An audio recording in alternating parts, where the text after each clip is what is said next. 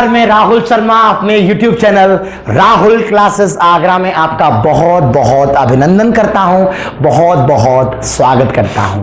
आज का लेक्चर मेरा एयरफोर्स का नेक्स्ट टेस्ट सीरीज है। मेरे 6 टेस्ट सीरीज पहले हो चुके हैं और ये 7वां टेस्ट सीरीज मैं आपको कराने जा रहा हूं। सबसे इंपॉर्टेंट बात, बच्चों को यहां पर क्वेश्चनों में ऑप्शंस दिखाई देते हैं, option A B C D करके।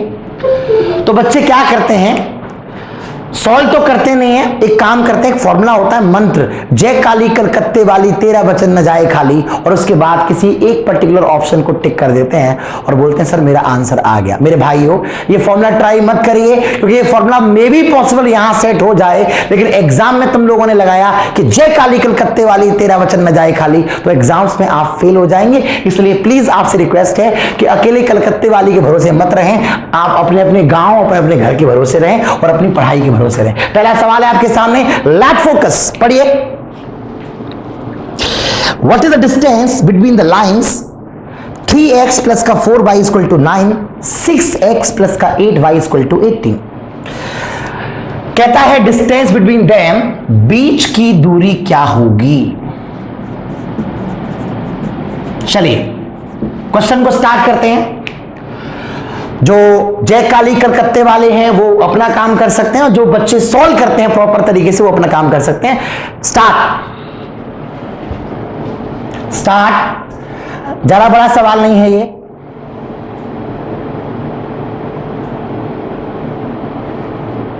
दस 12 सेकंड का खेल है इसमें, बस केवल टाइम आउट।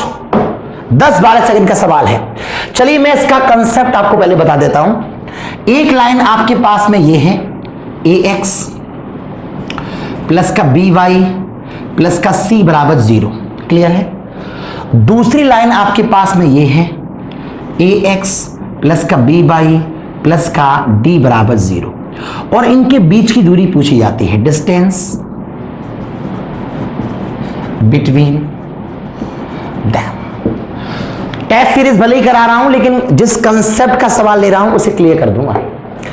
सबसे पहले ध्यान रखना कि ये लाइनें, ये हिस्सा हमेशा बराबर होता है, तभी आप बीच की दूरी निकाल पाएंगे, नहीं तो लाइनें काट जाएंगी। क्लियर है, बहुत आसान फॉर्मूला। इसके कांस्टेंट में से इसका कौन सा घटाते हैं, c माइनस का d, और अपॉन में आता है a स्क्वायर प्लस का b स्क्वायर। क्वेश्चन बाद में करना, पहले ये फॉर्मूला नोट करिए जल्दी। ax प्लस का by प्लस का c equal to 0, ax plus का by प्लस का d इक्वल टू 0, ये नोट करिए। मैं उन बच्चों को बता रहा हूं जिनको ये जानकारी नहीं है, बाकी मैं डायरेक्ट भी सवाल को कर सकता था। Come on fast,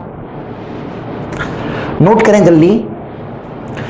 ax plus का by प्लस का c equal to 0, ax plus के by प्लस का d इक्वल टू 0। बीच की दूरी आपको निकालनी है ये वाली, उसका फॉर्मूला होता है आपका ये। बीच की दूरी को मैं pq नाम दे सकता हूं, और ध्यान रखना जो pq है ना, दूरी हमेशा धनात्मक होती है।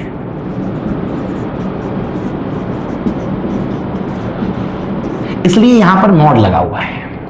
चलिए अब आपने ये नोट कर लिया होगा, ठीक है। अब मैं इसकी बात करता हूं। देखो यहां 6x प्लस का 8y इक्वल टू आपका 18 है। आप चाहें तो इसे लिख सकते हैं 6x प्लस का 8y माइनस का 18 बराबर 0। ये आपको मैंने ऐसे और ये मैंने आपको सेकंड मान लिया, ठीक है।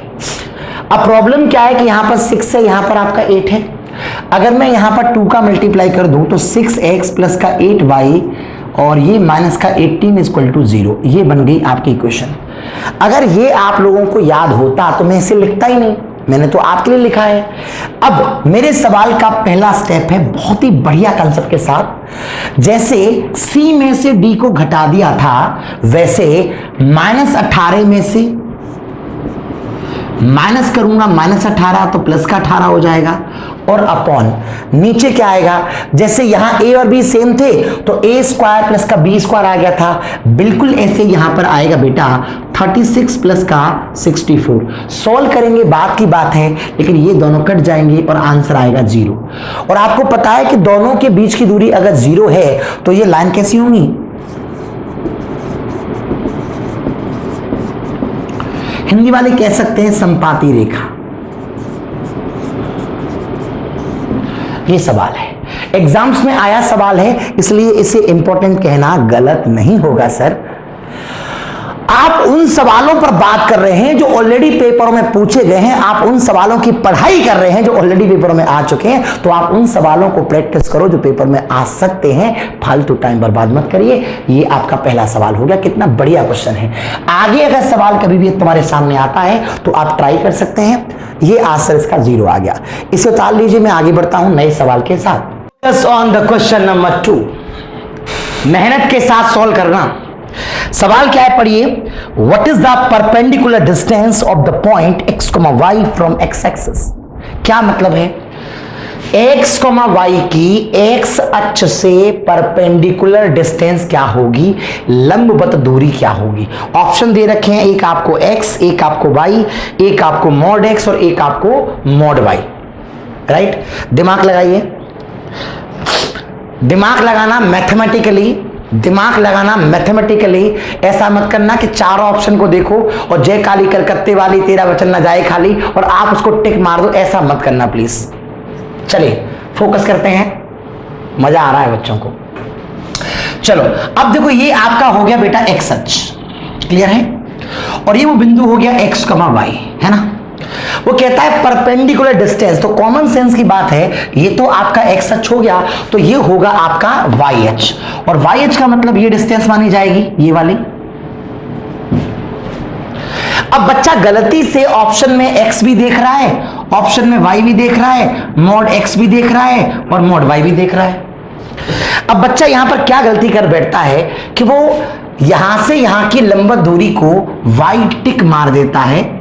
हो सकता है किसी ने y टिक मार दिया हो और उसके बाद वो मुस्कुराएगा और बोलेगा कि मेरा तो आंसर करेक्ट हो गया है, लेकिन उसका आंसर तो गलत हो चुका है। क्योंकि आप समझो, आप y नहीं लिखते, जब भी आप डिस्टेंस लिखते हैं हमेशा आप मॉड लगाते हैं, हमेशा आप मॉड लगाते हैं, इसलिए आपका ये ऑप्शन करेक्ट होगा, न कि ये ऑप्शन करेक्ट होगा। तो आपको मॉड y को राइट करना है, और देखने में जो जय काली कलकत्ते वाले हैं उनको ये y नजर आएगा और y उसको टिक मार देंगे, लेकिन रियलिटी में ये है, इसका mod y is the right answer. तो जब भी आप लिखेंगे मॉड y लिखना होगा। पता चला ये डिस्टेंस अगर नीचे होती तो फिर आप माइनस का y लिख देंगे, इसलिए दूरी हमेशा धनात्मक होती है, तो y के जगह पर आपको लेना पड़ेगा mod y। This is the right answer of the question. इसलिए तो पूछा है एनडीए ने, एनडीए को लगा कि बच्चा यहां गलती कर सकता है। उम्मीद है आपको ये बात पकड़ में आ रही होगी, क्लियर है? ओके फाइन, आगे बढ़ सकते हैं, ठीक है। Focus on the next question please. अगला सवाल है, उसे देखिए कैसे करेंगे आप। सवाल है, द लाइन y बराबर 0 divide the line joining the points 3, -5, -4, 7 in the ratio. यानी कि सवाल यह है कि 3, -5, -4, 7 को y बराबर 0 AB रेखाखंड को किस अनुपात में काटता है। दिमाग लगाएं।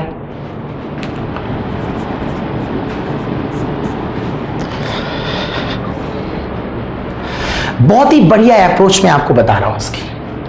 अब देखो, सबसे आसान तरीका बताता हूं और इस कंसेप्ट को याद रखना।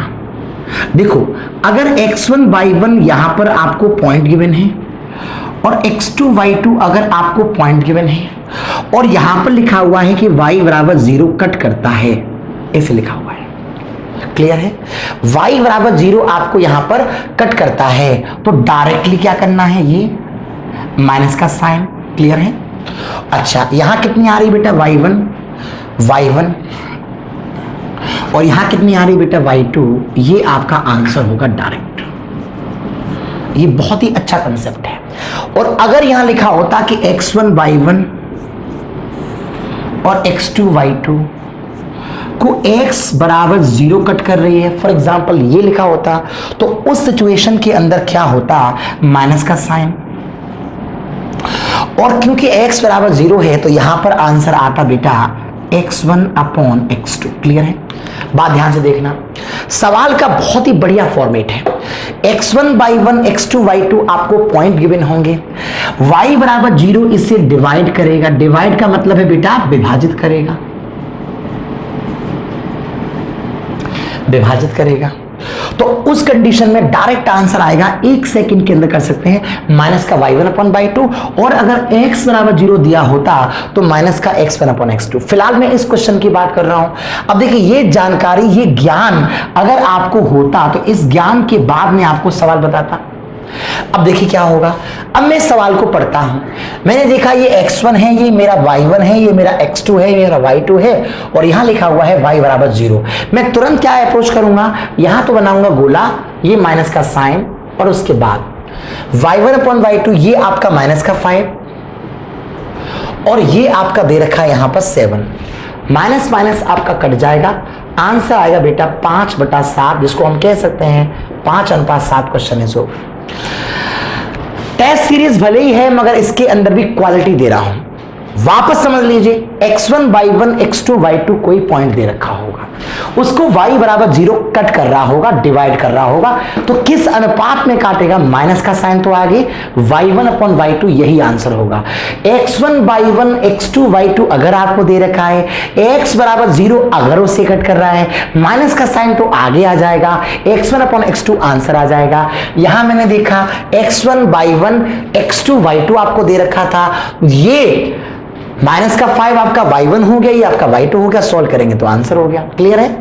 इसको ताल लीजिए आराम से, ये को और ये को। क्लियर हो रहा भाई? अब देखो ये जिन्होंने ध्यान दे दिया होगा तो बहुत काम की बात हो गई, इस पर बहुत सारा टाइम बर्बाद किया जा सकता है, लेकिन मैं आपके एग्जाम्स की तैयारी के लिए जुड़ रहा हूं और मॉक टेस्ट में आपको दे रहा हूं। Let focus on the next question please. सवाल को पढ़िए।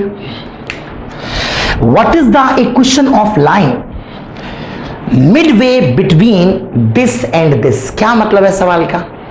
सवाल का मतलब समझो, एक रेखा आपके पास में ये है और एक रेखा आपके पास में ये है, ये मान लीजिए आपकी L1 है, ये मान लीजिए आपकी L2 है, और आपको ये निकालनी है एक रेखा L3 आपको निकालनी है जो दोनों से समान दूरी पर हो, तभी तो आप कह सकते हैं बीच में से जाएगी।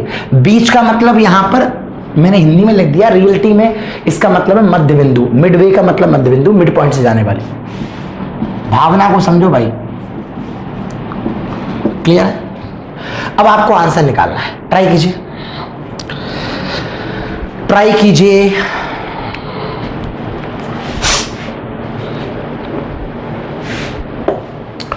दोनों रेखाओं के बीच से जाने वाली रेखा का समीकरण पेपर में आया सवाल है भाई, और इससे इंपॉर्टेंट क्या होगा, दो रोल रेखाओं के बीच से जाने वाली रेखा का समीकरण। कम ऑन टेल मी, कुछ आइडिया आ रहा है? नहीं आ रहा है? चलो देखो, अगर आपको डिस्कस करना है तो बहुत आसान अप्रोच है।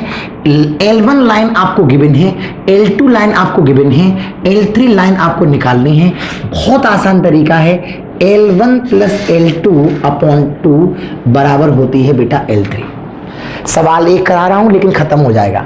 दोनों को प्लस करने पर हम 2 का डिवाइड मार देंगे, यही हमारा इसका आंसर होगा। चलिए, अगर मैं प्लस करके 2 का डिवाइड मारूंगा तो ये कितना हो जाएगा मेरा 6x, ये कितना मेरा 8y, और ये कितना बनेगा मेरा 6 बराबर 0। क्लियर है? ये मैंने प्लस कर दिया। अब 2 का डिवाइड मार दीजिए। 2 का डिवाइड मारूंगा इसमें अगर मैं, तो क्या आंसर आएगा मालूम है? 2 का डिवाइड मारने से जो आंसर आएगा वो कितना आएगा, 3x माइनस का 4y प्लस का 3 = 0। Question is over. सबसे आसान तरीका है, L1 प्लस का L2 = आपका L3 होता है, वही मैंने यहां पर निकाला है। ये आपका L1 हो गया, ये आपका L2 हो गया, और ये आपका L3 हो गया, and question is over. Clear है? 0 तो यहां पर हमेशा आएगा क्योंकि इक्वेशन हम लोग बना रहे हैं।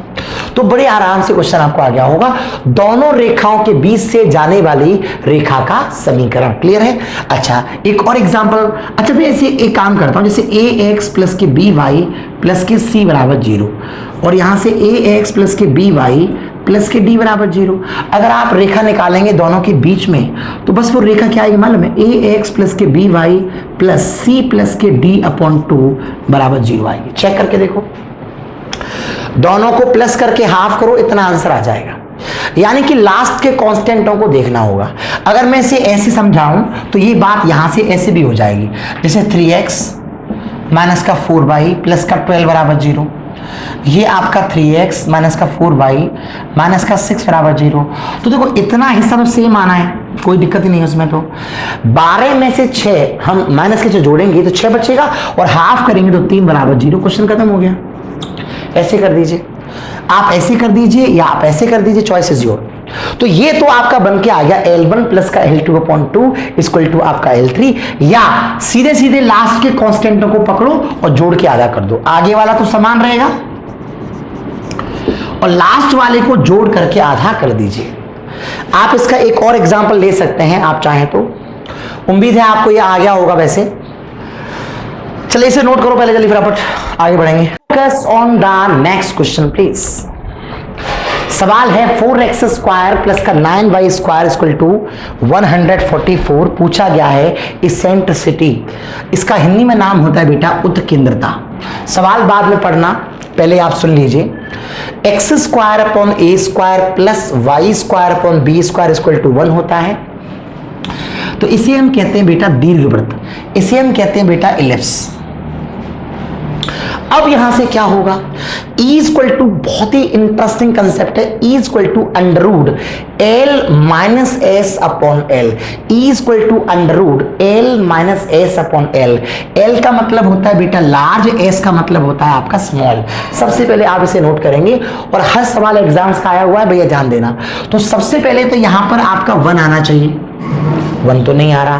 तो आप लोग, मैं आपसे एक बात कहना चाहूंगा, पहले इतना हिस्सा नोट कर लीजिए। चलिए जल्दी। X square upon a square plus y square upon b square equal to 1। हमें चाहिए यहां से इलिप्स का E इक्वल टू फॉर्मूला होता है under root L minus S upon L। Please note करिए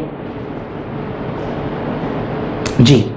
अब देखो, अगर मैं यहां पर 144 का भाग दे दूं तो ये बन के आ जाएगा एक्स स्क्वायर अपॉन आपका 36, ये बन के आ जाएगा वाई स्क्वायर अपॉन आपका 16, ये बन के आ जाएगा आपका 1। सबसे पहले ये एक क्वेश्चन और ये क्वेश्चन मैच हो गई, ये आपका ज्ञान है, ये आपका सॉल्यूशन है। अब देखो E इक्वल टू फॉर्मूला हमने बताया बेटा L माइनस का S बटा L। 36 आपका लार्ज है, ये आपका स्मॉल है। 36 में से 16 जाएंगे, कितना बचेगा बेटा 20। अपॉन कौन आता है बेटा, लार्ज आता है। लार्ज कितना है, 36 है। क्लियर है। तो 4 से कट जाएगा ये 5 बार, 4 से कट जाएगा ये 9 बार, आंसर आ जाएगा अंडर रूट 5/3। देखा जाए तो आपका इस क्वेश्चन का सॉल्यूशन केवल इतना सा है, पर प्रॉब्लम ये है कि जब ये ज्ञान ही नहीं है तो ये सॉल्यूशन कैसे करेंगे आप।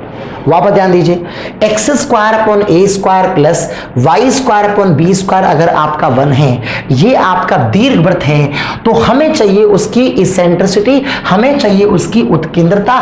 बड़ा इंटरेस्टिंग कंसेप्ट है। E बराबर अंडर रूट L माइनस का S अपॉन L होता है। L का मतलब होता है बेटा आपका लार्ज, S का मतलब होता है आपका स्मॉल।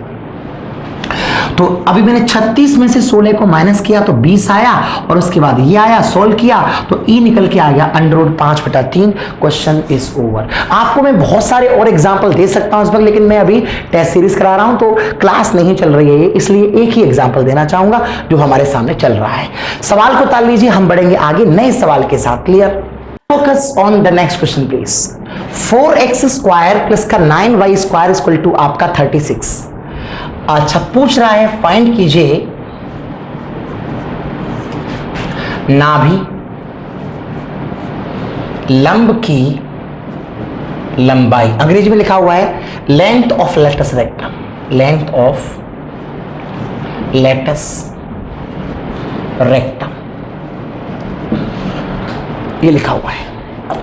तो आपको लेंथ ऑफ लेटस रेक्टम पूछा गया है। मैं आपको बहुत आसान शब्दों में बता दूं, एक्स स्क्वायर अपॉन आपका ए स्क्वायर, वाई स्क्वायर अपॉन आपका बी स्क्वायर इक्वल टू आपका 1 है। अगर इक्वल टू आपका 1 है तो इसका लेटस रेक्टम यानी कि नाभि लंब की लंबाई होती है 2b स्क्वायर अपॉन आपका a। देखो ये आपका ज्ञान है, लेटस रेक्टम की लंबाई होती है 2b स्क्वायर अपॉन आपका a। इसमें ये कंडीशन को आपको याद जरूर रखना पड़ेगा कि इस वाले क्वेश्चन के अंदर a ग्रेटर होती है, तब ये फॉर्मूला अप्लाई होता है। पहले से याद करिए, x square upon a square plus y square upon b square बराबर आपका 1। याद रहे कि ए जो होता है बी से ग्रेटर होता है। लैटिस रेक्टम को शॉर्ट में मैंने कह दिया है L R, 2b square upon a. अब 2b स्क्वायर अपॉन ए को मैथमेटिकली मैं क्या कह सकता हूं, तो आपको बता दूं। सबसे पहली बात तो ये क्वेश्चन अभी रॉन्ग ऑर्डर में है, क्योंकि एलिप्स जहां पर होता है लास्ट में 1 आता है। क्लियर है? अब देखिए 36 का अगर मैं भाग दूंगा तो x square upon 9 y square upon आपका कितना हो जाएगा बेटा 4 इक्वल टू आपका 36 इक्वल टू आपका 1। हमने क्या किया, 36 का भाग दे दिया, और मैं 9 को लिख सकता हूं 3 का स्क्वायर, और मैं 4 को लिख सकता हूं 2 का स्क्वायर। अब आपका सवाल चालू होगा। एक बार यहां देखिएगा, x square upon a square plus y square upon b square अगर आपका 1 है, और अगर ए बड़ा है बी से, तो lattice rectum, length of lattice rectum, नाभि लंब की लंबाई बोलते हैं हिंदी में से, फॉर्मूला होता है 2b स्क्वायर अपॉन ए। अगर ये 2b स्क्वायर अपॉन ए आपका फॉर्मूला होता है, तो देखो मैं क्या कहने वाला हूं, 2b स्क्वायर। अब देखो ये सवाल का पहला स्टेप, और अगर मुझे सब कुछ याद होता तो मैं लिखने वाला था 2b स्क्वायर अपॉन ए, राइट। b स्क्वायर का मतलब कितना हो जाएगा, 2 इंटू 4। अरे मेरे भैया b स्क्वायर पूरा पूरा उठाना पड़ेगा ना, और a की वैल्यू जो है यहां पर आपकी 3 बोली जाएगी, तो आंसर आ जाएगा 8/3। क्वेश्चन हो गया आपका खत्म। एक बार समझने का प्रयास करिए, एग्जाम्स में आया सवाल है, बहुत ही बढ़िया सवाल है। 4x स्क्वायर प्लस का 9y स्क्वायर इक्वल टू आपका 36। मैंने क्या कर दिया, x square upon a square plus y square upon b square equal to आपका 1। अगर आपका ए बड़ा होता है बी से, तो लैटिस रेक्टम होती है 2b स्क्वायर अपॉन ए। फॉर्मूला लगा दिया and this is the answer. Question is over. आगे बढ़ते हैं नए सवाल के साथ। Focus on the next question please. सवाल को फोकस करिए एकाग्रता के साथ। क्या है क्वेश्चन, देखिए भैया, What are the direction ratio of normal to the plane to x minus y plus 2z plus 1 equal to 0? Hindi वाले जो महानुभाव है लिखा हुआ है, अभिलंब के दिक् अनुपात क्या होंगे। अब देखो ये आपका समतल है, चलो आप दिमाग लगाओ पहले तो, उसके बाद देखेंगे। आप दिमाग लगाइए क्या आंसर आने वाला है। दिमाग मैंने कहा ना मैथमेटिकली लगाया करो, उस तरीके से नहीं। क्लियर है? दिमाग लगाओ। दिक् अनुपात पूछा गया है। ओके, टाइम खत्म हो गया, सुन लीजिए बहुत आराम से। ax plus b y plus c z plus d बराबर 0, ये आपका समतल है, ये आपका प्लेन है। इस समतल का ये होता है अभिलंब, जिसे अंग्रेजी में कहा जाता है नॉर्मल, और हिंदी के जो वैज्ञानिक हैं वो कहते हैं इसे अभिलंब। और रहा सवाल दिक् अनुपात का, x के साथ कौन लिखा है, आप कहेंगे a, y के साथ कौन लिखा है, आप कहेंगे b, z के साथ कौन लिखा है, आप कहेंगे c। बोला ये क्या है, इन्हीं का नाम होता है बेटा दिक् अनुपात, इन्हीं का नाम होता है डायरेक्शन रेशियो।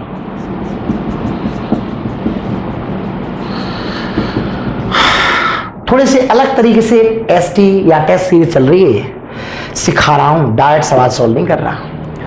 ax प्लस का बी वाई प्लस का सी जेड प्लस का डी बराबर 0, ये होता है आपके समतल का समीकरण, ये होता है आपके प्लेन का समीकरण। इसके ऊपर जो लाइन खींची गई है इसका नाम होता है नॉर्मल, इसका नाम होता है बेटा अभिलंब। x के साथ जो लिखा होता है उसका नाम a, ये b, ये c, ये कहलाते हैं बच्चा आपके दिक् अनुपात, और अंग्रेजी में कहते हैं डायरेक्शन रेशियो। मैं आपके आंसर का वेट कर रहा हूं, पहले आप ये नोट करिए, कम ऑन फास्ट, जल्दी। ax प्लस का बी वाई प्लस का सी जेड प्लस का डी बराबर 0, और उसके ऊपर आ रहा है आपका अभिलंब a, b, c, यानी कि वो अभिलंब के दिक् अनुपात होते हैं। चलो वीडियो को पॉज करके नोट कर लो, कोई प्रॉब्लम नहीं है, मैं यहीं खड़ा हुआ हूं। Stop stop stop stop. अब देखो x के साथ कौन आ रहा है बेटा 2, यहां कौन आ रहा है आपका -1, यहां कौन आ रहा है आपका 2, ये आपके दिक् अनुपात है, ये आपका डायरेक्शन रेशियो है।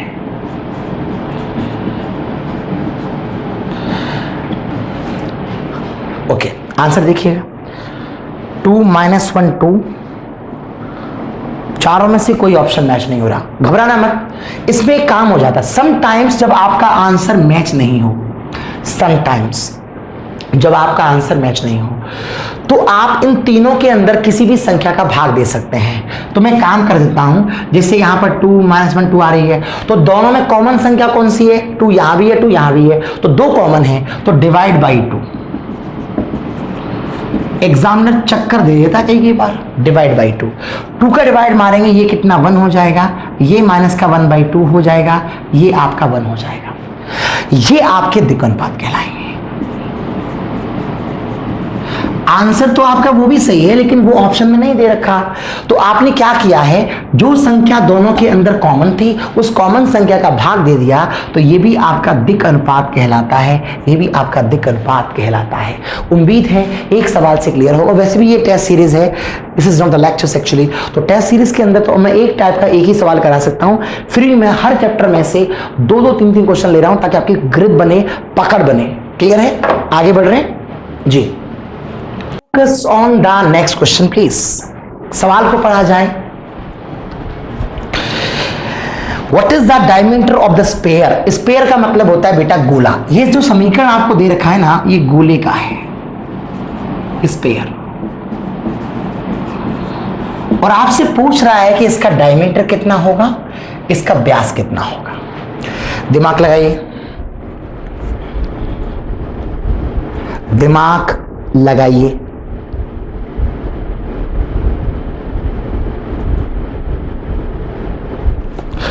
दिमाग लगाइए भाई, इतनी देर का सवाल नहीं है।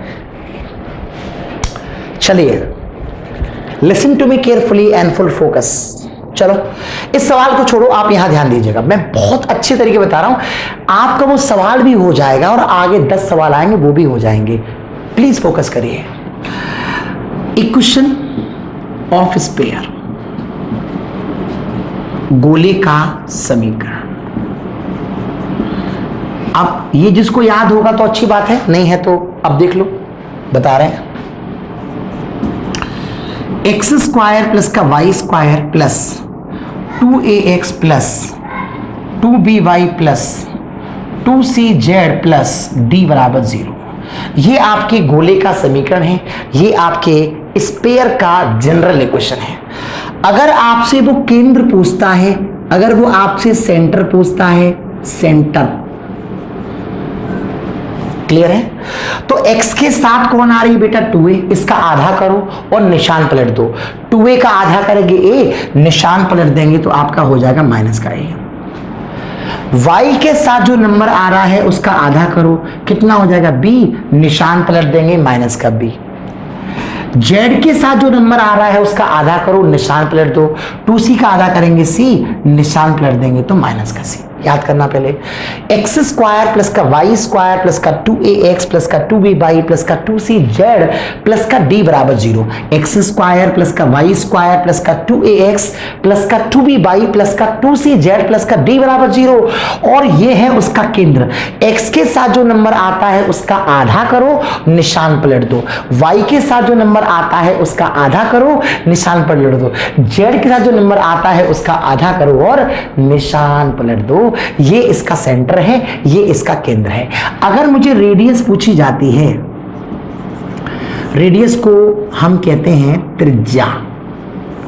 ठीक है भाई, त्रिज्या फॉर्मूला बहुत आसान है, a² plus b² plus c² और यहां जो लास्ट में कांस्टेंट होता है माइनस का d।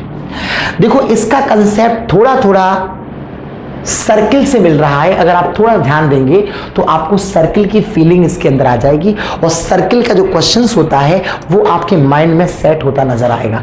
अब पहले से याद कर लो जरा, इक्वेशन ऑफ स्पेयर, गोले का समीकरण, x² प्लस का y² प्लस का 2ax प्लस का 2by प्लस का 2cz प्लस का d इक्वल टू 0।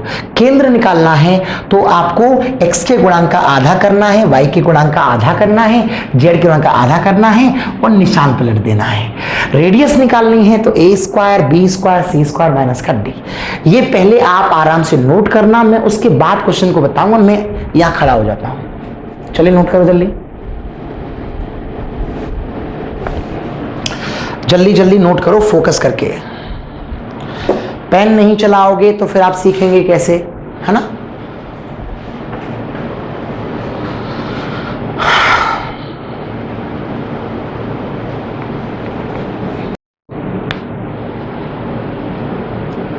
ओके, मुझे लगता है आपने नोट कर लिया होगा, लिखने वालों ने लिख लिया होगा, बाकी के कानों में हेडफोन लगा करके देख रहे होंगे कब लिखाएगा, कब आगे सॉल्व करेगी। देखो क्या स्टाइल होती है, जो बच्चा लिखना नहीं चाहता उसको केवल लगता है कि सब वीडियो देखने काम चल जाएगा, तो बैठ जाएगा, जब तक मैं खड़ा हूं वो भी खड़ा हो, पेन ऐसे लाता रहेगा। चलो देखिएगा अब कहानी क्या है, इसके आगे बढ़ते हैं। एक्स स्क्वायर प्लस का वाई स्क्वायर प्लस का जेड स्क्वायर माइनस का 4x, एक्स के साथ कितनी आ रही है माइनस का 4, आधा कर दो निशान पलट दो, -4 का आधा कितना होगा बेटा 2, निशान पलट दिया। ये कितना होगा -3, ये कितना होगा आपका 4। ये कौन आ गया बेटा, केंद्र आ गया, पूछा नहीं गया, हमने निकाल लिया है, जरूरत है ना। अब जैसे यहां पर आपका डी आ रहा था, वहां पर आपका आ रहा है -7,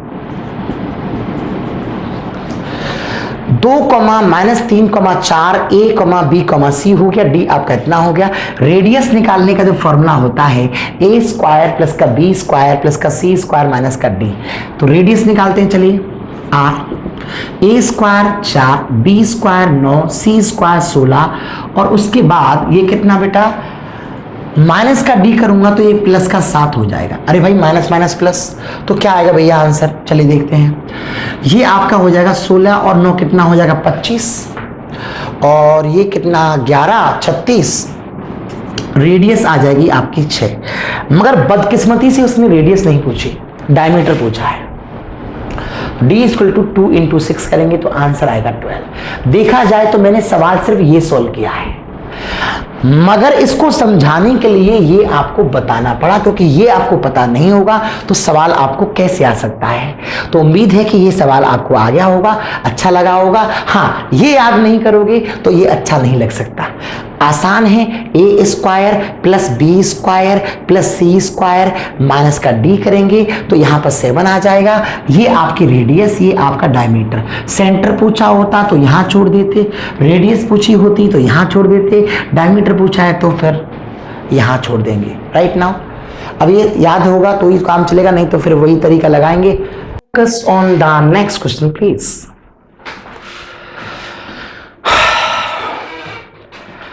रेखाओं के बीच का कोण कितना होगा? क्वेश्चन ये है, दो रेखाओं के बीच का कोण कितना होगा? दिमाग लगाइए और बताइए क्या आंसर आएगा जल्दी।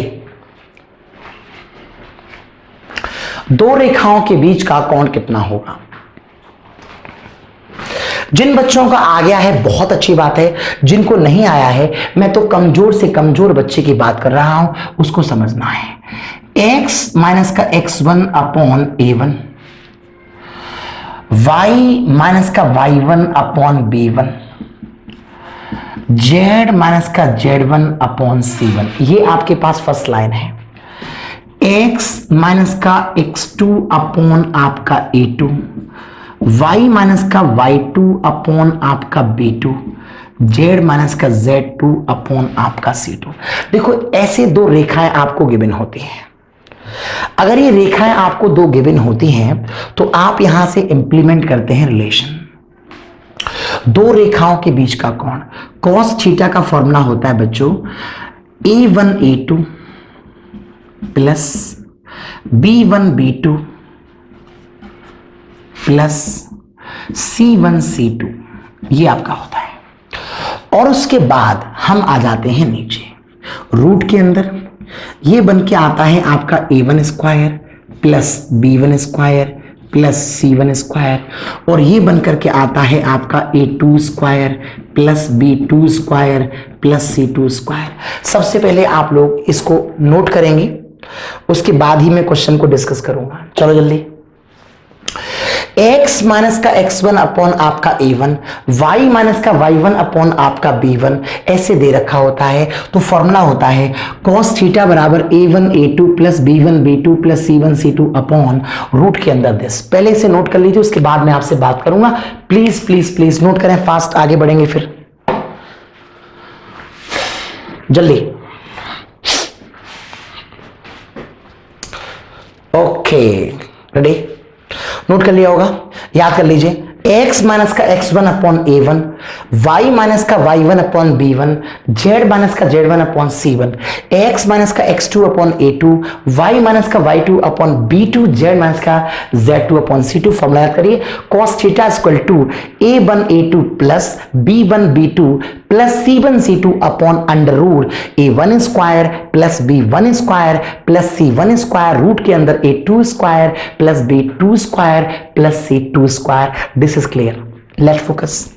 अब मैं बात करता हूं यहां से, जब मुझे सब जानकारी होगी तो ये सवाल अभी देखो सही है। हाँ, एक जगह गलत है। देखो x माइनस का x1 y सही है, लेकिन ये 2y लिखा हुआ है। हमेशा इस x के साथ, y के साथ, z के साथ यहां हमेशा 1 होना चाहिए, जो कि यहां पर 2 है। तो मैं क्या करता हूं मालूम है? तो 2 का तो नीचे मल्टीप्लाई कर लूंगा, या मैं ऐसे कह सकता हूं कि यहां से 2 कॉमन ले लेता हूं। जैसे मैं 2 कॉमन लूंगा तो ये क्या बन के आ जाएगा मालूम है? ये बन करके आ जाएगा आपका 3/2। ये बन जाएगा सवाल। या ये मान लीजिए कि मैंने 2 का भाग ऊपर दे दिया, 2 का भाग नीचे दे दिया। अब सवाल आपका सही है। देखो अब यहां पर 1 आ गया, अब सवाल सही है। अच्छा, cos थीटा इक्वल टू क्या होगा? a1 a2, ये आपका a1 है यानी कि 1। a2 की बात करता हूं तो ये भी आपका कितना है बेटा? 1 प्लस b1 b2 की बात करूंगा कितना आएगा? 2। ये बात करूंगा तो कितना आएगा बेटा? 3/2। C1 की बात करूंगा कितना आएगा? 1। C2 की बात करूंगा कितना आएगा बेटा? आपका 2। इसके बाद में आगे सॉल्व करूंगा, लेकिन आगे सॉल्व करूंगा ये लिखने वाला हूं, लेकिन वो अलग बात है कि 2 से 2 कट जाएगा, ये प्लस का 1 और ये प्लस का 2, प्लस का 3 और माइनस का 3 कैंसिल होके 0 आंसर आ जाएगा। लेकिन अगर मैं नीचे लिखता तो क्या लिखता? मैं नीचे लिखता तो क्या लिखता? ये 1 प्लस का 4 प्लस का 1, ये आपका 1 प्लस का 9/2 प्लस का 4। लेकिन ये लिखने की जरूरत नहीं पड़ी मुझे, क्योंकि मैं जानता हूं ये तो मेरा 1 हो जाएगा, ये मेरा माइनस का 3, ये मेरा हो जाएगा प्लस का 2। तो प्लस का 2 और प्लस का 1 प्लस का 3 और माइनस 3 0। और cos थीटा 0 तभी होता है जब थीटा की वैल्यू कितनी आ रही हो? π/2। डाउट नहीं आना चाहिए, डाउट नहीं आना चाहिए। रेखाओं के बीच का कोण डिस्कस किया गया है। जब एक बार पूछा गया है तो आगे भी पूछा जा सकता है। अब आपको तैयारी रखनी है इसके लिए। तो क्या तैयारी है? तैयारी इतनी सी है कि यहां पर आपको चेंज करना था, बाकी लगा दिया फॉर्मूला। cos थीटा बराबर a1 a2 plus b1 b2 plus c1 c2 upon this and the question is over. हम आगे बढ़ेंगे नए सवाल के साथ। Please focus on the question, focus on the next question please. अगला सवाल है आपके सामने, आपके बोर्ड पर। सवाल क्या पूछ रहा है? What is the angle between the planes?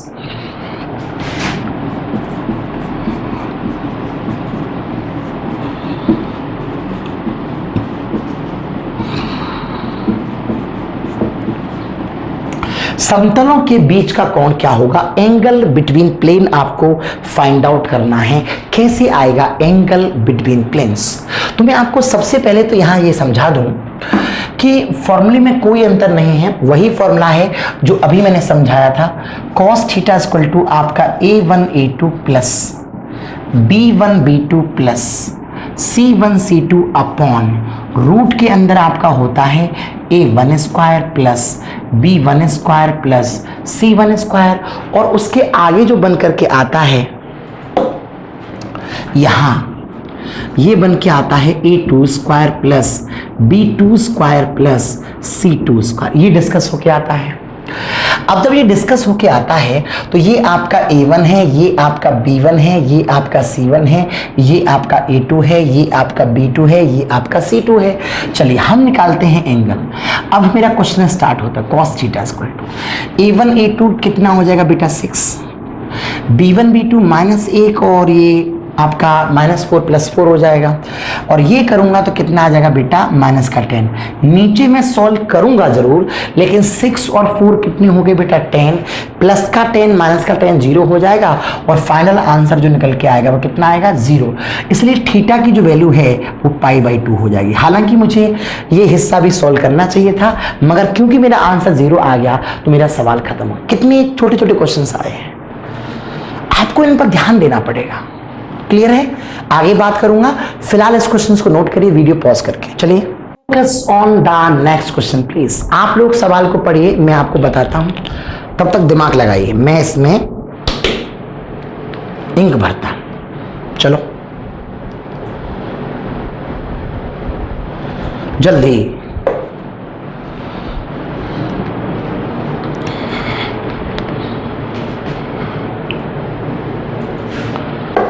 Limit x tends to 0 sine mod x upon x। देखो मॉड x में एक बार तो आता है आपका प्लस का x, एक बार आता है आपका माइनस का x, इसलिए ये दोनों कभी बराबर नहीं हो सकते। ऐसे क्वेश्चन का आंसर आता है डज नॉट एग्जिस्ट।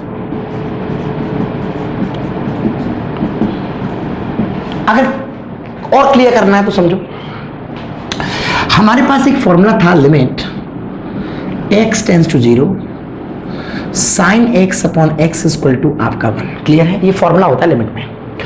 अच्छा, अगर मैं एक बार मॉड x यूज कर लेता हूं माइनस x, और एक बार आपका प्लस का x, देखो माइनस यूज करूंगा तो लेफ्ट में आ जाऊंगा, तो ये मेरा हो जाएगा बेटा LHL और ये मेरा हो जाएगा RHL। क्लियर है? अगर मैंने यहां पर यूज किया माइनस में, तो लिमिट x टेंस टू 0 ये बन के आ जाएगा साइन माइनस का x अपॉन x। मैथ्स के अकॉर्डिंग ये माइनस का साइन बाहर आ जाएगा और ये बन के आ जाएगा limit x tends to 0 sine x upon आपका x, जिसकी वैल्यू कितनी होती है 1, आंसर आ जाएगा -1। राइट? और अगर मैं यहां पर प्लस का यूज करूंगा तो ये बन जाएगा limit x tends to 0 sine आपका प्लस का x अपॉन x। इसका तो मतलब आपको पता है 1 होता है। ये आपका माइनस का 1 है और ये आपका प्लस का 1 है, दोनों आपस में इक्वल नहीं है, इसलिए इसका मतलब हो जाएगा डज नॉट एग्जिस्ट। वैसे कहीं पर भी मॉड दिखाई दे रहा हो ना, मॉड अगर कहीं दिखाई दे रहा है ऐसे डबल फंक्शन के साथ में, तो वो डज नॉट एग्जिस्ट में जाता है डायरेक्टली। लेकिन फिलहाल आपको मैंने एक्सप्लेन किया है कि क्या कहानी बनेगी। मॉड x की वैल्यू एक बार प्लस की x आएगी, एक बार माइनस की x आएगी, तो माइनस वाले से आंसर कुछ और आएगा और प्लस वाले से कुछ आंसर और आएगा। इसलिए LHL और RHL कैसे नहीं होंगे, आपके बराबर नहीं होंगे, इसलिए सवाल हो जाएगा डज नॉट एग्जिस्ट। क्लियर है? क्वेश्चंस को आराम से नोट करें, मैं आगे बात करता हूं। Focus on the next question please. दिमाग लगाएं आप लोग। ये क्वेश्चन बेसिक से अगर आप ट्राई करते हैं या LH कंसेप्ट लगाते हैं तो बहुत ज्यादा फैल जाएगा। Limit x tends to 0 sine inverse x minus tan inverse x upon आपका x cube. Question is that sine inverse x जो आपका दे रखा है उसकी न्यूमेरिकल वैल्यू है बेटा x प्लस का x क्यूब अपॉन फैक्टोरियल 3। ये होता है आपका एक्सपेंशन, ये होता है आपका प्रसार, और टेन इनवर्स x का प्रसार होता है x माइनस का x क्यूब अपॉन 3। एक में फैक्टोरियल है और दूसरे में फैक्टोरियल नहीं है। पहले से नोट करो जरा, sine inverse x equal to note करिए x प्लस का x क्यूब अपॉन फैक्टोरियल 3, और टेन इनवर्स x नोट करिए x माइनस का x क्यूब अपॉन 3। ये दो बातें आपको लर्न होनी चाहिए। अगर ये लर्न है आपको तो आपका सवाल कितना इजी बन जाएगा, देखिए ध्यान से। लिमिट x टेंस टू आपका 0, जहां पर आपका साइन इनवर्स x है वहां पर आ जाएगी बेटा आपकी x plus x cube upon factorial 3, और जहां पर आपका टेन इनवर्स x है वहां बन के आ जाएगी x minus x cube upon 3 upon में आ जाएगा बेटा आपका x क्यूब। अब क्योंकि देखो ध्यान से, साइन इनवर्स x मैंने यहां प्लेस कर दिया, यहां से याद तो करना पड़ेगा, और टेन इनवर्स x मैंने यहां प्लेस कर दिया। बीच में कौन है, माइनस का साइन।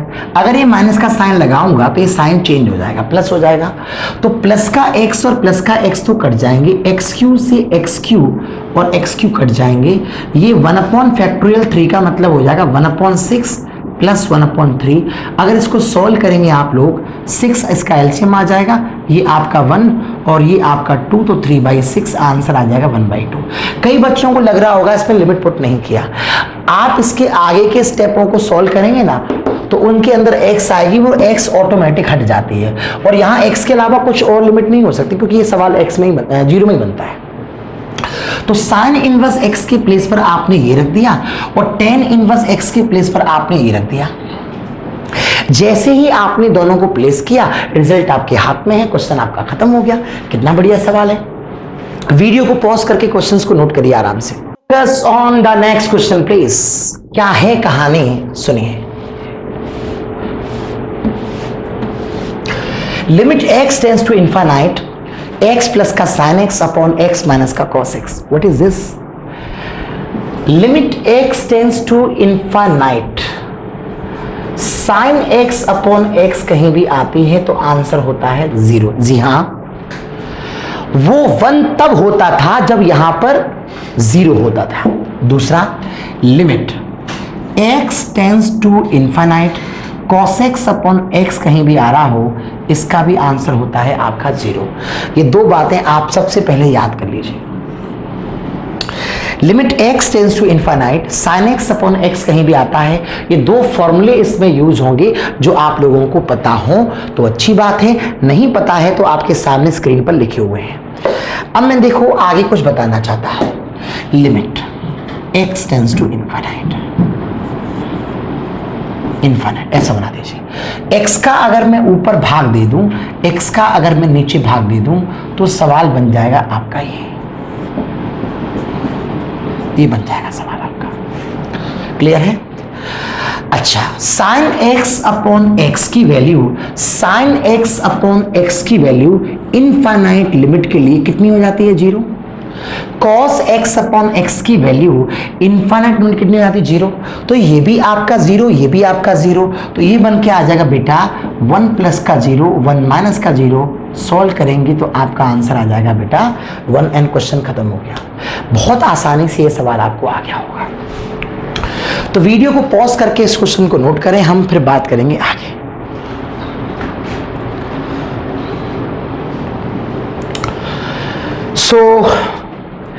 आज की क्लास यही हम समाप्त करते हैं। तो ये थी टेस्ट सीरीज की कहानी राहुल शर्मा की जुबानी, जो आप लोगों को मैंने डिस्कस कराया था। दूसरी बात, जितने बच्चे वीडियो को देखते हैं